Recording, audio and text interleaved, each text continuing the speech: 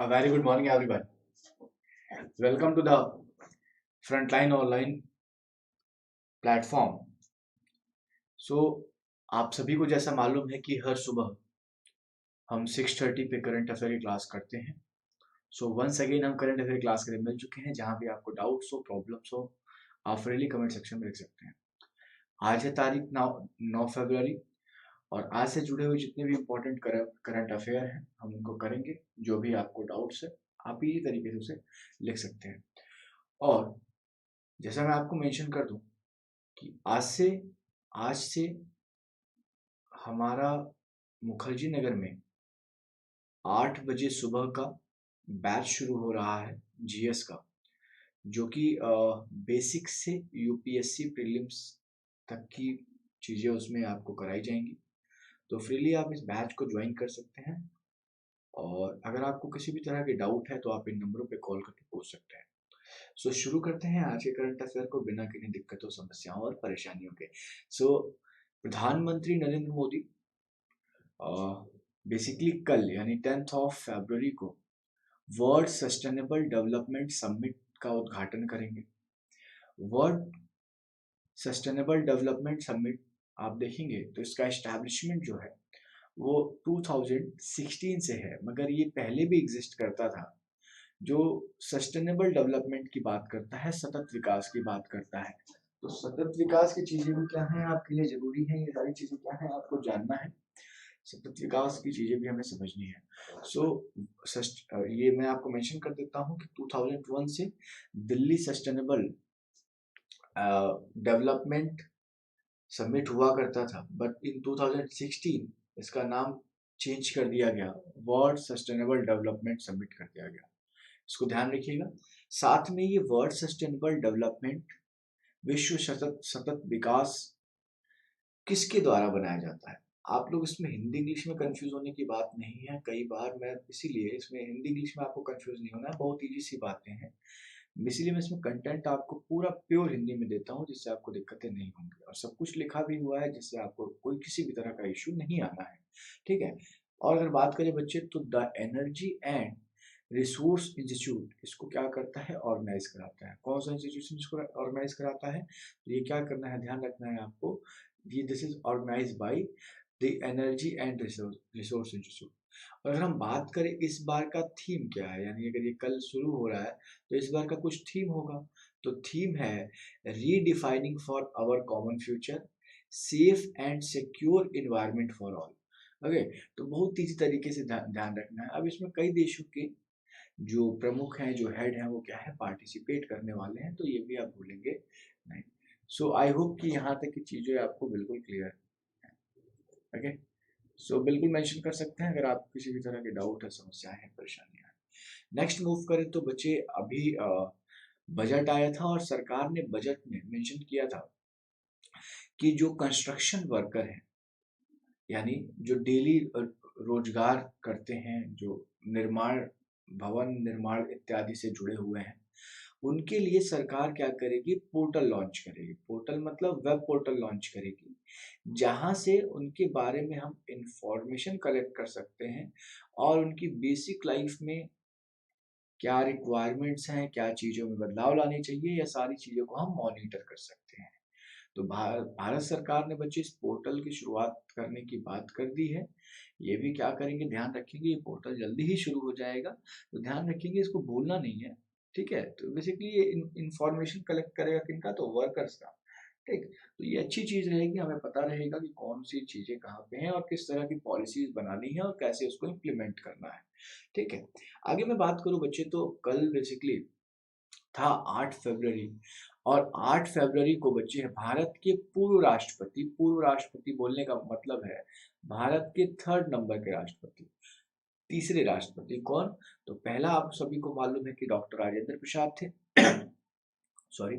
दूसरा आप पाएंगे कि सर्वपल्ली राधाकृष्णन जी, और तीसरे थे बच्चे जाकिर हुसैन. और जाकिर हुसैन का कल था जन्मदिन. तो भारत के तीसरे राष्ट्रपति का बच्चे कल था जन्मदिन.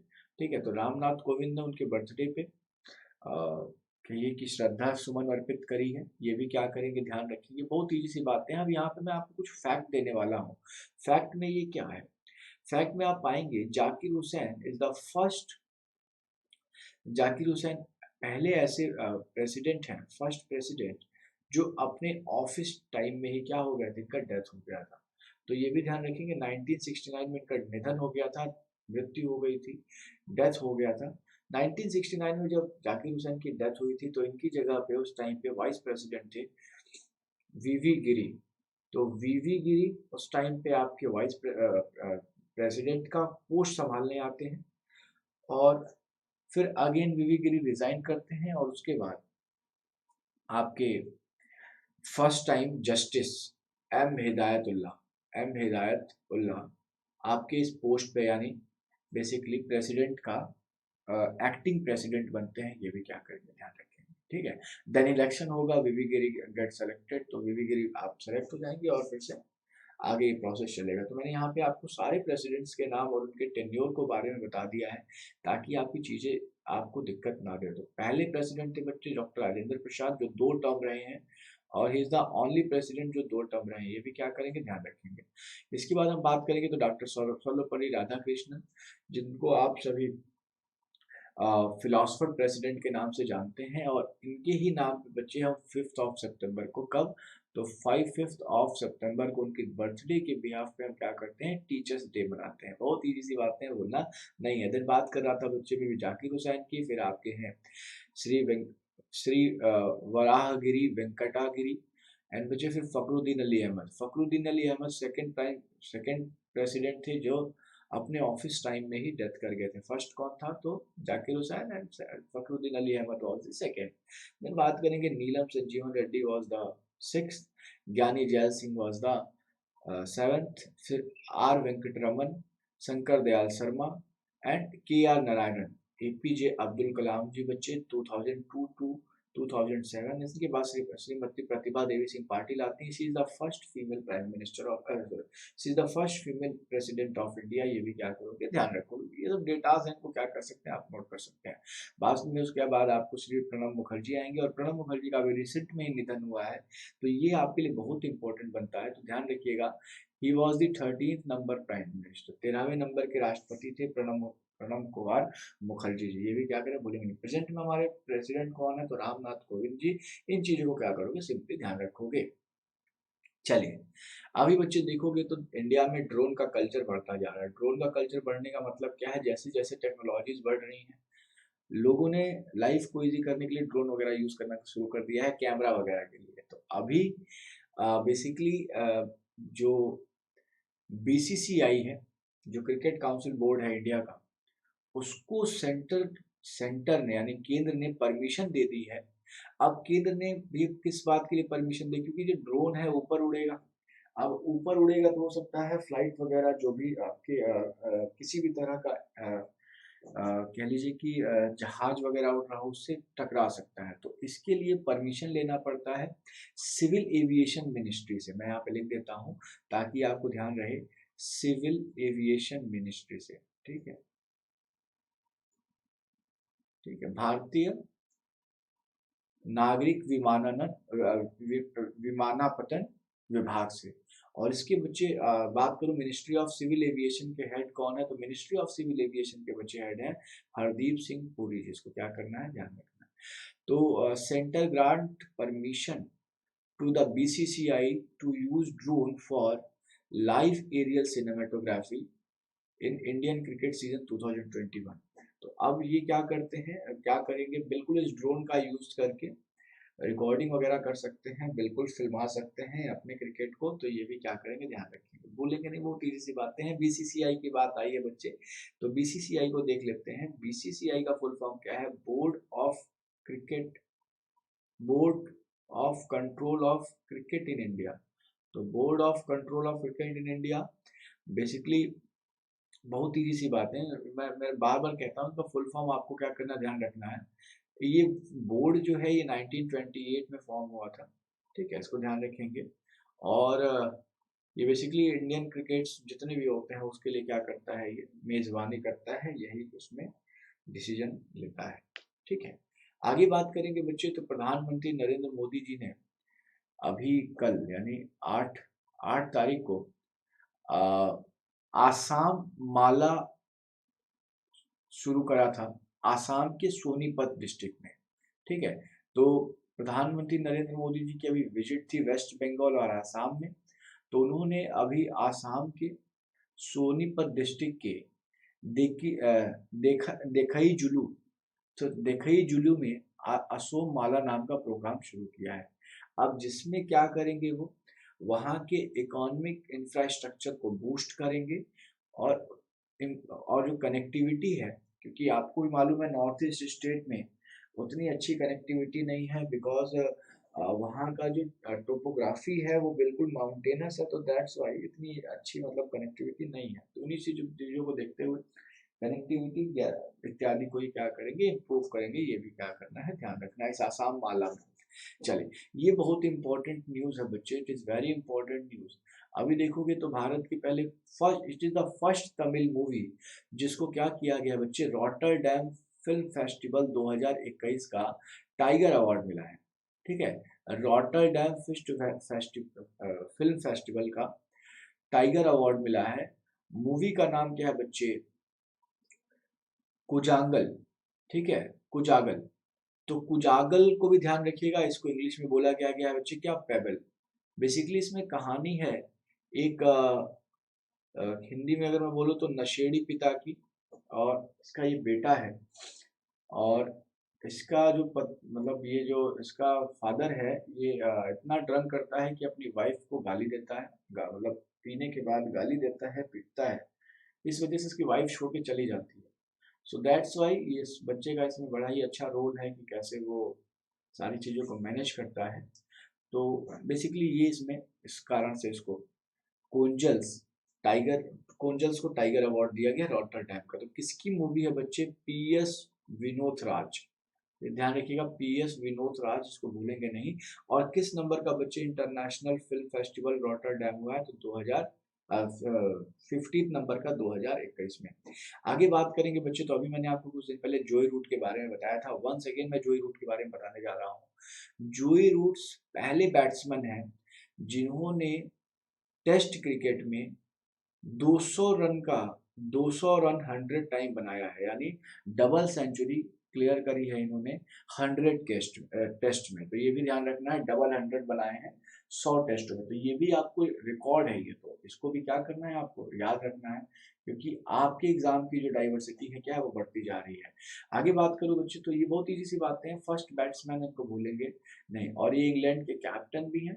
ठीक है, तो बहुत ईजी तरीके से क्या करोगे, ध्यान रखोगे।